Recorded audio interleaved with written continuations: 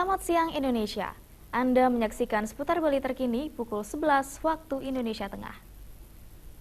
Dalam mengatasi kemacetan yang semakin parah di Kabupaten Gianyar, terutama kawasan wisata Ubud, pemerintah diharapkan segera merealisasikan sentral parkir dan kantong-kantong parkir. Upaya itu juga bertujuan menciptakan suasana Ubud yang nyaman, bukan sebaliknya, malah menimbulkan kesan semrawut di mata wisatawan.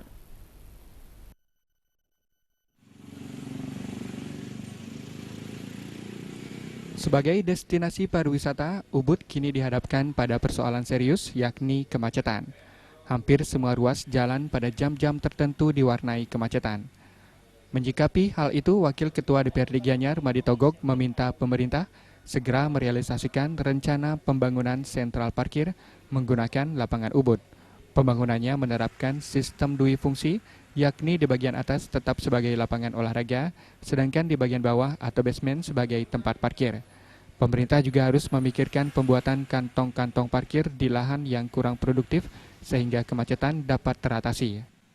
Nah itu kalau di setting atau dibuat bahwa masuk ke daerah Ubud itu adalah harus parkir di sentra parkir ya.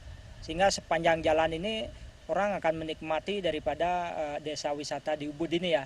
Ini yang menjadi harapan kita, ya tentu kita juga mengharapkan kerjasama daripada baik pemilik arsop, toko dan lain sebagainya, sehingga kalau semuanya sudah parkir di tempat parkir dan pegawai juga bisa jalan atau setelah sampai di sana diantar lagi ya. Ini kan akan mampu mengatasi terutama jangan sampai banyak parkir di tepi jalan umum ya. Melihat kian parahnya kemacetan, Pemkab Gianyar diharapkan segera mengambil kebijakan sehingga Ubud yang sudah terkenal keindahannya tidak ditinggalkan wisatawan hanya karena kemacetan.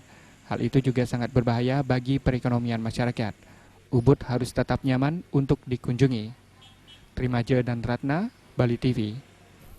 Baiklah pemirsa, demikian seputar Bali terkini kali ini. Terima kasih atas perhatian Anda, selamat siang dan salam Indonesia.